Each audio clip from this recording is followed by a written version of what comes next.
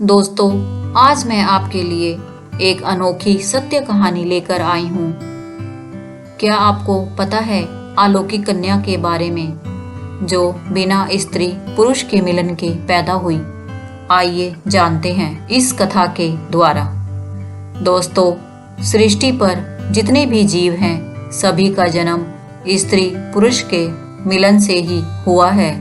पुराणों के अनुसार जब सृष्टि का आरंभ हुआ तब ब्रह्मा जी ने अपने योग बल से मनुष्य की उत्पत्ति की। इस क्रिया को बहुत वक्त लगता था। ब्रह्मा जी ने भगवान शिव को कठिन तप के बल पर प्रसन्न किया और सृष्टि को बढ़ाने के लिए अन्य विधि जानने की विनती की। भगवान शिव अर्धनारीश्वर रूप में प्रकट हुए। तत्पश्चात मैथुन क्रिया से सृष्टि की वृद्धि होने लगी। दोस्तों, इतिहास में एक ऐसी कन्या हुई है जिसका जन्म स्त्री पुरुष के मिलन से नहीं हुआ। यह कन्या थी भगवान वेद व्यास जी की माता और महाभारत के भीष्म पितामह की सौतेली मां सत्यवती, जिन्हें गंधा नाम से भी जाना जाता है। आइए जानते हैं इनके जन्म की अनोखी कहानी। राजा सुंधनवा वन में शिकार के लिए गए। पीछे से इनकी रानी रजस्वला हुई और उनके मन में गर्भ धारण करने की इच्छा जागृत हुई। उन्होंने एक शिकारी पक्षी के माध्यम से राजा के पास संदेश भेजा, जिसमें उन्होंने अपनी इच्छा जाहिर करी। राजा ने उस पक्षी को एक पात्र में अपना वीर्य डाल कर दिया और कहा, इसे रानी को दे देना। शिकारी पक्षी ने रानी के पास जाने के लिए उड़ान भरी। रास्ते में एक अन्य शिकारी पक्षी के साथ उसकी लड़ाई होने लगी। इसी बीच वीर्य का पात्र यमुना नदी में गिर गया। यमुना में ब्रह्मा जी के श्राप से एक श्रापित अप्सरा मछली के रूप में रह रही थी। वीर्य का पात्र उसने ग्रहण कर लिया और वह गर्भवती हो गई। गर्भकाल का समय जब पूरा होने वाला था तभी एक मछुआरे के जाल में वह मछली फंस गई। इतनी बड़ी मछली को देखकर सभी मछुआरे बहुत हैरान हुए और इसे राजा सुंधनवा के दरबार में ले गए।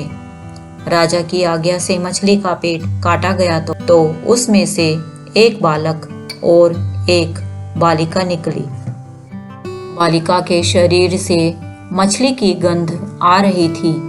राजा ने उसे मछुआरे को दे दिया और यह बालिका मत्स्य गंधा कहलाई। बालक को राजा ने रख लिया। समय के साथ साथ मत्स्य गंधा बड़ी होती गई और उसके रूप यौवन में भी निखार आता चला गया। वह अप्सराओं की तरह बहुत ही सुंदर थी। मछुआरे पिता ने मत्स्य गंधा को नाव चलाना सिखा दिया। वह यात्रियों को नाव द्वारा यमुना पार कराने का काम करने लगी। एक दिन ऋषि पराशर यमुना पार करने के लिए मत्स्य गंधा की नाव में बैठे और उस पर मुग्ध हो गए। ऋषि पराशर ने उससे अपने प्रेम का इजहार किया और बोले, वह उससे एक पुत्र उत्पन्न करने की चाह रखते हैं। मत्स्य गंधा ने कहा, आपका और मेरा मिलन कैसे हो सकता है? आप ऋषि और मैं मछुआरे की कन्या, इससे मेरा कौमार्य भी भंग हो जाएगा। ऋषि बोले, मेरी संतान को जन्म देने के बाद भी तुम्हारा कौमार्य भंग नहीं होगा, फिक्र मत करो। मत्स्य गंधा मान गई। ऋषि पराशर ने अपने तप की शक्ति से चारों ओर घना कोहरा फैला दिया। फिर दोनों का मिलन हुआ। ऋषि पराशर के आशीर्वाद से मत्स्य गंधा के शरीर से आने वाली मछली की दुर्गंध खत्म हो गई और उत्तम सुगंध निकलने लगी।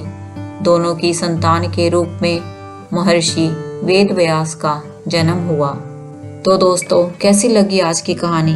यदि अच्छी लगी है तो इसे लाइक करें, शेयर करें।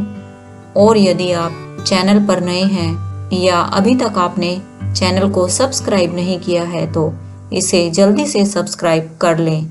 जल्दी ही मिलते हैं एक और अच्छी सी कहानी के साथ। जय हरि विष्णु, जय शिव शंकर।